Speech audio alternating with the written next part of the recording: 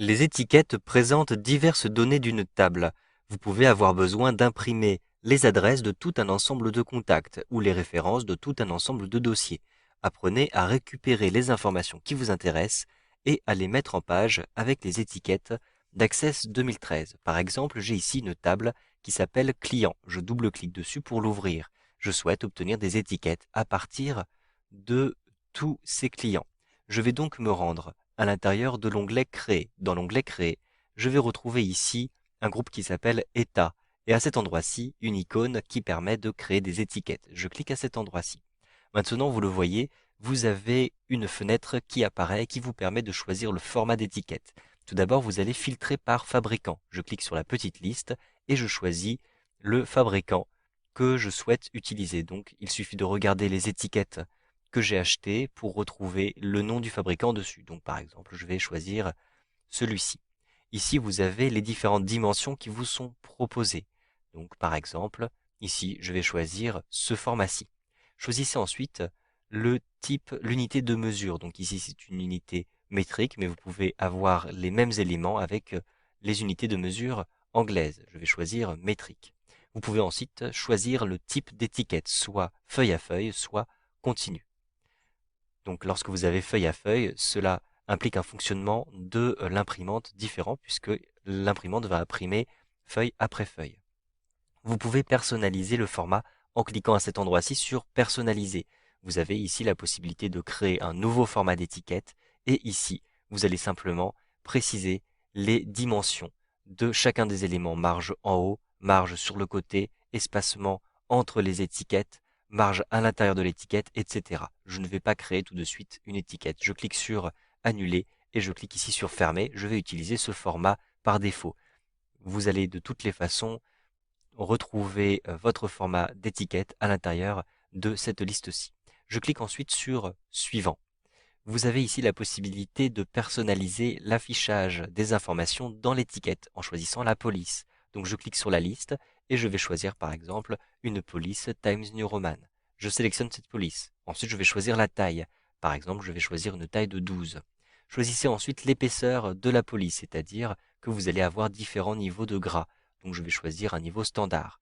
Choisissez ensuite la couleur du texte. En cliquant sur les points de suspension, vous avez accès ici, vous le voyez, à une palette de couleurs. Vous pouvez définir vos couleurs personnalisées et accéder à ce nuancier. Par exemple, je vais choisir une couleur bleue. Choisissez la saturation comme ceci verticalement et choisissez ici la luminosité verticalement. Je vais par exemple choisir un bleu foncé.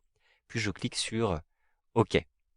Choisissez ensuite le style de la police, italique, souligné si vous le souhaitez. Je ne vais pas cocher ces cases-ci, je clique sur Suivant. Vous allez maintenant organiser les champs sur vos étiquettes. Par exemple, je vais avoir besoin du champ euh, prénom. Donc je clique sur prénom et je clique sur la petite flèche pour ajouter le prénom. Ensuite, entre le prénom et le nom, je vais avoir un espace. Donc je rentre un espace. Et ensuite, je rentre le nom comme ceci. Je vais ensuite passer à la ligne. Donc ici, vous le voyez, le curseur de saisie clignote juste derrière nom. J'appuie sur la touche Entrée pour créer une nouvelle ligne. Je vais par exemple avoir besoin de l'adresse. Donc je clique à cet endroit-ci et j'ajoute l'adresse. Puis je vais à nouveau passer à la ligne comme ceci et indiquer le département. Je clique à cet endroit-ci. J'ai uniquement besoin de ces informations, je ne vais pas en ajouter davantage. Je clique donc ici sur Suivant. Vous allez maintenant choisir le tri, les critères de tri. Donc je vais d'abord choisir le critère par département. Je clique sur la petite flèche. En effet, je souhaite classer tous mes contacts par département. Comme ça, ce sera plus simple par la suite pour poster mes différents courriers, par exemple. Donc je clique ensuite sur Suivant. Ici, vous allez renommer les étiquettes. Donc par exemple, je vais les appeler étiquettes Publipostage. Ensuite, choisissez le type d'affichage, donc afficher les étiquettes telles qu'elles seront imprimées ou bien modifier la structure des étiquettes. Je souhaite utiliser un affichage d'aperçu avant impression, donc je coche cette première case-ci, puis je clique sur Terminer. Au bout d'un instant, les étiquettes sont affichées. Ici, en fonction de la taille de mon écran, je n'ai pas forcément la place de tout afficher, je clique simplement sur OK. Et vous le voyez, j'ai donc ici un aperçu avant impression. Vous pouvez utiliser le zoom dans la barre d'état ici pour mieux voir l'apparence de votre feuille A4. Choisissez ensuite la taille ici de votre feuille, les marges, etc. Mais vous avez déjà choisi le format très précisément en créant vos étiquettes. Cliquez en haut à droite sur Fermer l'aperçu avant impression pour retourner dans l'affichage des différents éléments ici qui sont ouverts dans des onglets. Je vais ici basculer dans les différents modes d'affichage. Vous avez le mode création, qui est le mode actuel, mais vous pouvez retrouver le mode état. Et vous avez un aperçu, vous le voyez, à l'intérieur de cette page aussi, des différentes étiquettes que vous avez créées.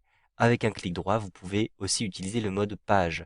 Ainsi, vous aurez des marques grises ici pour indiquer les marges et le passage d'une page à l'autre. Pour retrouver l'aperçu avant impression, un clic droit, puis aperçu avant impression, puis OK pour valider. Vous avez cet aperçu qui est donc disponible de cette manière-ci et que vous pouvez fermer en cliquant ici sur Fermer l'aperçu avant impression.